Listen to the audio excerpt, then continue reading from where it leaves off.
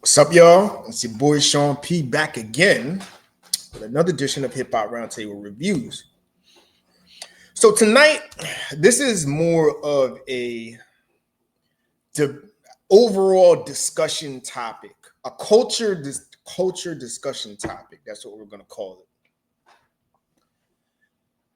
Has hip hop died, or has hip hop come back to life? And I'm talking about real hip hop now. Basically, this comes on the heels of a post that came out today noting that for the first time since 1990 that there are no rap songs in the top 40 on Billboard since 1990. Keep that date in mind, 1990. It's a very important year, 1990. So I got a couple of perspectives on this. And we're going to take one perspective and we're going to take another perspective from it.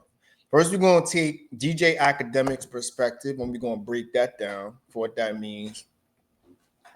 And then we're going to take more of a hip hop purist perspective from I guess more of a non-mainstream, more underground hip hop group that I participated in. I actually on one of the posts, you're going to see my comment on there, and this really goes into: is hip hop dead, or is it time to destroy and rebuild?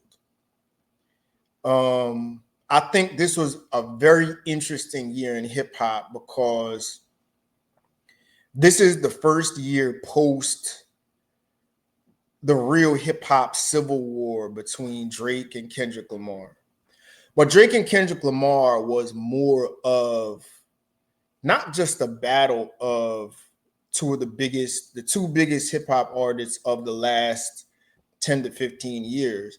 This was a battle of real hip hop / traditional rap, boom bap hip hop with Kendrick Lamar, and turn up industry, mainstream kiddie rap, which was Drake. Those two icons went at it, and Kendrick won. Now there are two ways to look at it. Um, you know, did it affect the mainstream? Absolutely, it did. If there are no top 40 hip hop singles, it sure enough did affect the mainstream. But the question is it a good thing or a bad thing? A good thing or a bad thing? And that's the important part. So let's start with the tweet from DJ Academics. And you know he's going to go off on this on his channel. So let me go ahead and share my screen. So we're going to take these two Facebook posts and take a look at them, right? Okay. So this is via X.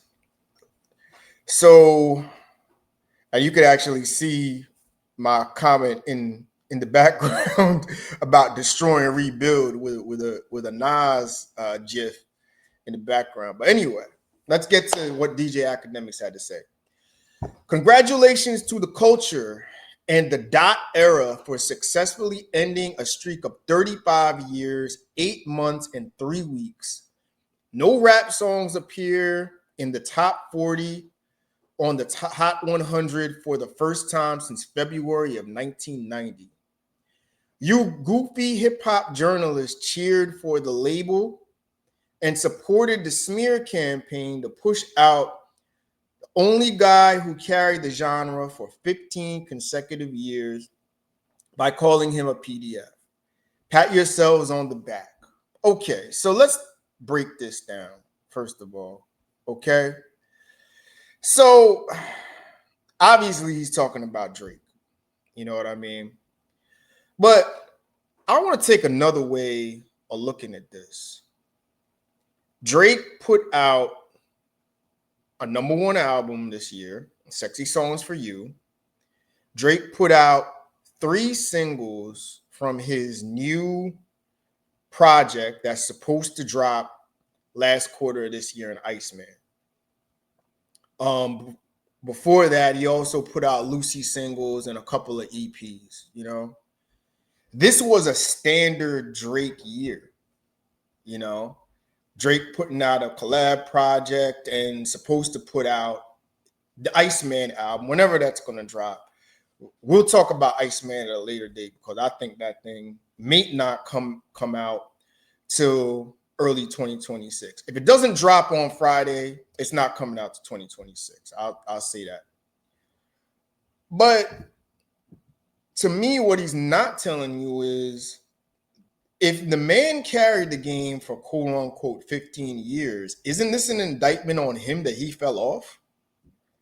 So indirectly, if the man put out a collab album, is 3 singles from his first album, not to mention all the Lucy singles that he put out, and this is on the heels of a beef that supposedly he won. Now, a lot of the Drake fans still say that Family Matters was the best song now. So if we're going by that narrative, and DJ Academics has been on record as saying that he thinks that Family Matters was the best song of the battle, but that he liked, and Not Like Us was really a cheat code.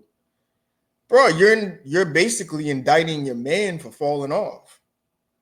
So why are you blaming Kendrick Lamar, that's had the biggest touring hip hop tour, arguably ever, just about ever, when it's said and done, world tour, had the highest viewed Super Bowl performance, and put out a landmark album that, classic or not, is going to go down as one of the most notable hip hop albums of all time in GNX. Why is it his fault? You know, this is more of an indictment on your man that he fell off. And his style of hip hop, people don't really want to hear. So that's the thing. Like, bro, you basically told on yourself. You know what I mean? You want to spin it and say Kendrick did this, but Kendrick had one of the most successful years in rap history. You know what I mean? And he's on tour now. And if Kendrick were to drop a song today, it would be a top 10 hit. There's no question about that. Bro, you're basically admitting that he fell off because, you know, if his music was that good, nobody's going to care about the goofy journalists. Nobody's going to care about a smear campaign, which, let's be honest, Drake and his whole team of OVO stands and, you know, Al cronies like Just the Dirt and you, DJ Academics, you went on a smear campaign of Kendrick Lamar. This right here is a smear campaign. So if we're going to go ahead and call a spade, you did the same thing and Kendrick won. Your man fell off, bro. I mean, you basically admit that he fell off because if you carry the genre for 15 years, which I don't agree that he carried the genre for 15 years, you tell me in the last 15 years, there was Drake, there was Kendrick Lamar, there was J. Cole that made notable hip hop music, along with really Future, if you really want to talk about mainstream success. But I mean, bro, you're telling on yourself right here. You're telling on yourself. Don't try and cop, you know, Kendrick Lamar is the problem when he's had the maybe arguably the most, I mean, let's count him down. Most successful hip hop tour of all time. One of the most landmark albums, biggest Super Bowl performance. I mean, it is what it is, bro. I mean, I'll get to a little bit later what it really means as far as the overall game is concerned. And really, we're going to talk about that in the next Facebook post that I have. from a hip hop group. But bro, I mean, this is weak, bro. Don't try and straw man this when you know your boy fell the fuck off. Not to mention that lawsuit turned a lot of people off, which he today, if I'm not correct, refiled. He refiled the appeal. So, academics, nice try. I love to hear your what you're going to say on your channel about this one, because I know you're going to go off and you're going to go on another crash out rant. You know what I mean? But it's like, look, I look at it like the people really ain't feeling Drake or that style. I mean, I'm gonna be honest with you. I think it's a good thing because hip hop needs a cleansing right now.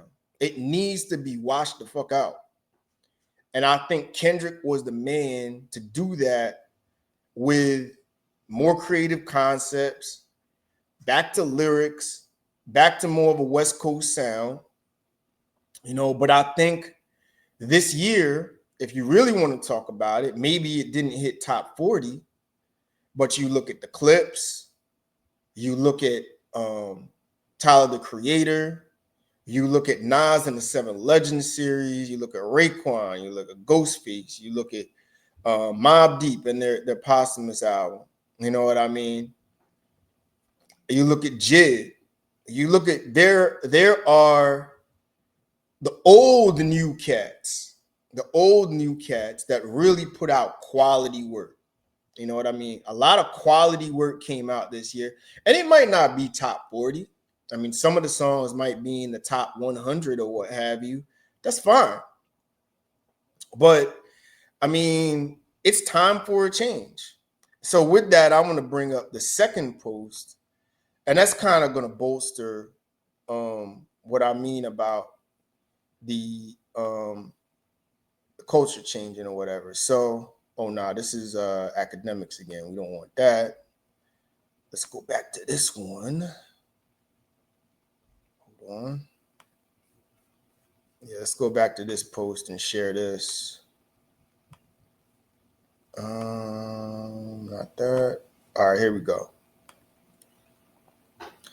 Okay, so breaking news: Billboard as top 40 has 0 rap songs for the first time in 35 years. So I'm going to read the editorial post by this one fan from the group, right?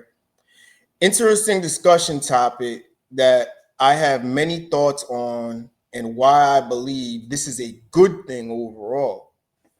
Let me move this over for a little bit.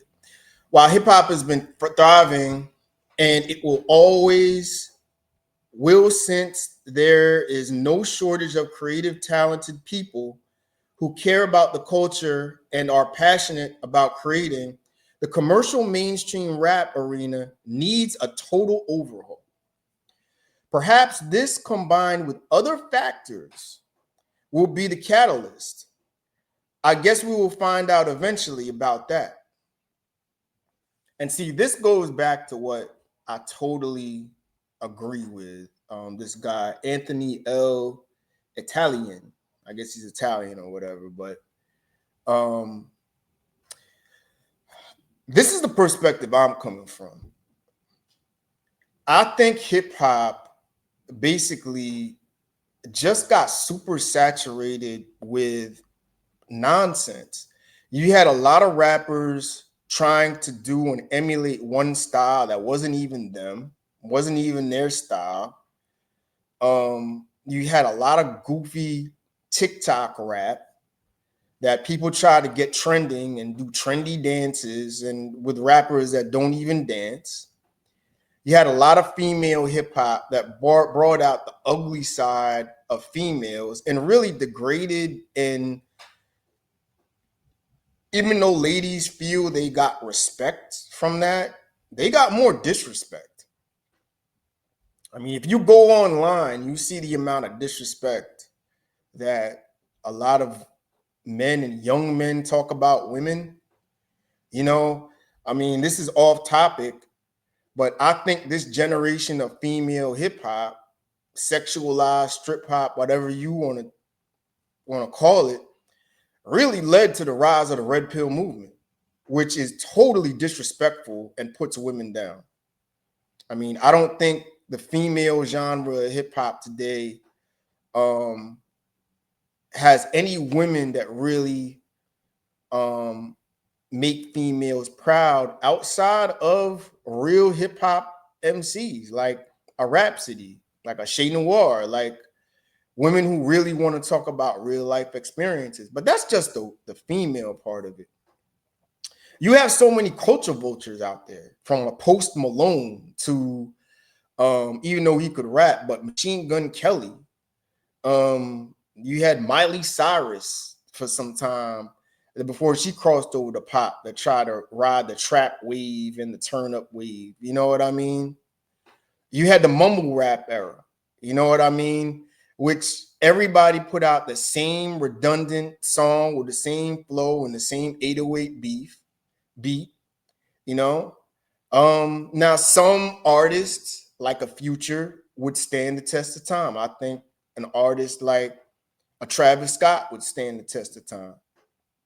But mainstream hip hop was some shit. And I think people are afraid to say that because too many people wanted to go along with the trend. Now, this is mostly younger people under the age of 35, but I think a lot of people were afraid to say it. And people just wanted to be sheep to go along with, oh yeah, that song is hot. It's trending on TikTok, you know.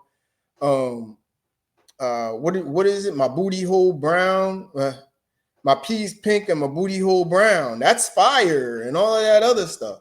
No, it's not. Y'all just went along with a trend because it was young and it was hip at that time, but it got played. And if y'all really like that, I mean, y'all would still be listening to it.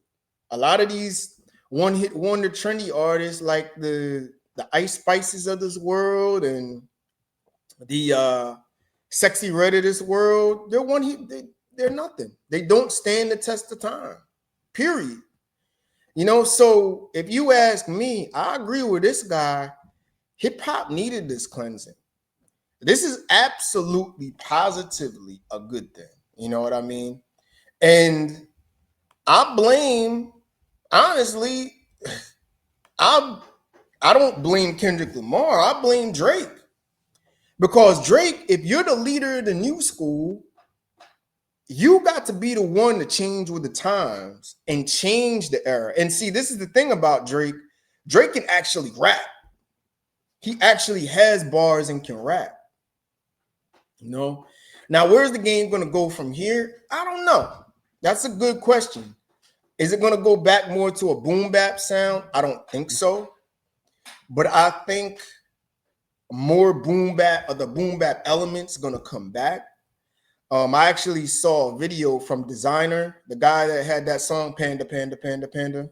You know, I got my girls in Atlanta. Remember that song about almost 10 years ago now? He's coming back rapping bars. He's coming back with bars now. So that's a sign that even the turn up guys that were doing all the trap and all the New York rappers that used to do that trap sound, they going back to more traditional. So you're going to see more traditional hip hop come in there. And it's time to get back to the bread and butter, get back to concepts, real songwriting. And yes, I mean writing, not ghost writing and co-writing, real writing, songs with meaning, more lyrical content, but exciting flows, exciting production, exciting beats, variety out there. This is what hip hop needs to get back to. And I'm not saying everybody has to rap like 1995 again. Hell no. But bring something different to the table. Bring something with a new, refreshing sound. The same old turn up, trap, 808, down south Atlanta flow is dead. And I'm glad that era is dead. I'm glad that era is dead finally, But in the end of the day, blame your boy Drake. Blame your boy Drake, because Drake wasn't creative enough to move and come with a more creative sound with the times. All the greats did it. Kanye West changed his sound. Jay-Z changed his sound. Nas changed his sound. Those that stayed stagnant got left behind, aka Drake, Lil Wayne. Because Drake put out the same standard material he put out, in previous years, and it just flopped. He had one song a note, and that was Nokia. And I still say that song was corny. But you're entitled to your opinion. It was a hit, whatever. But, I mean, why don't you blame him? Why don't you blame him for not being creative? Now, here's the thing. We still got this Iceman project. But you want my honest opinion? I think he realized from how those 3 singles off of Iceman dropped like bricks in the ocean, that he realized, I better go back to the drawing board and come back a little bit different. So who knows? There's some hope maybe with Drake, but I don't know. But in the end of the day, I think this is a good thing. It's a good day in hip hop, because I mentioned, 1990. And why was that an important year? 1990 was the first year of the golden era of hip hop. 1990, America's Most Wanted came out from Ice Cube, to give you an example. You know what I mean? The gangster rap era started. The real traditional East Coast street rap era started in 1990. You know what I mean? So, and from 1990 to 2005 was by far the most creative and the best time in hip hop history, where all artists sold the most, came with the most creative concepts, and came with the best music from 1990 to 2005. Some may even say 2006, 2008. You know what I mean? I say about 2005. But if 1990 was the last time that you didn't have this, or hip hop songs in the top 40, that was another moment. That was another moment where hip hop needed that cleansing. And I think at that time, it was more about, they wanted to get away from the gimmick, the MC Hammers of the world, the Vanilla Ices of the world, and wanted to go with some realer content. That was really the birth of the gangster rap era, if you really think about it, because that was America's Most. I think Eazy-E had an album that year. 91 was Deep Cover, the Deep Cover soundtrack.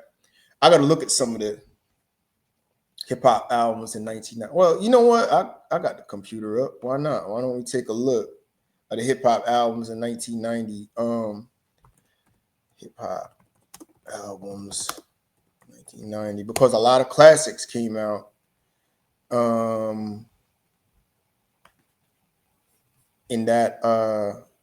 In that year. Damn, they gave me the whole list. Oh yeah. Hold on a minute. Let me go and say. Tribe came out with that year. Public Enemy, Fear of the Black Planet. Ice Cube, America's Most Wanted came out. Eric B. and Rakim came out. That album was all right. With Let the Rhythm Hit. Let the Rhythm Hit 'Em. That was all right. You know what I mean? KRS, Kool G Rap, DJ Polo, NWA came out. LL Cool J, Mama Said Knock You Out. You see, so this was the start. The Ghetto Boys first album, that was a classic. You know what I mean? Big Daddy Kane came out. You know what I mean? EPMD.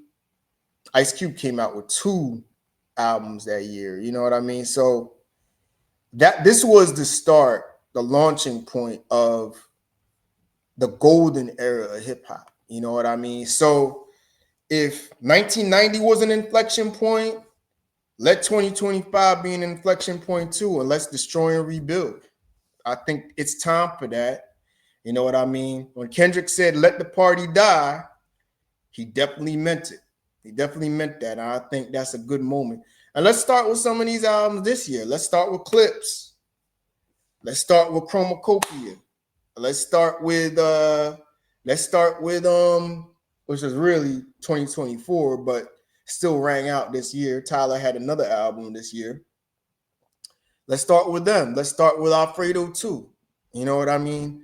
Let's start with these albums and really get back to the essence of hip hop. You know what I mean?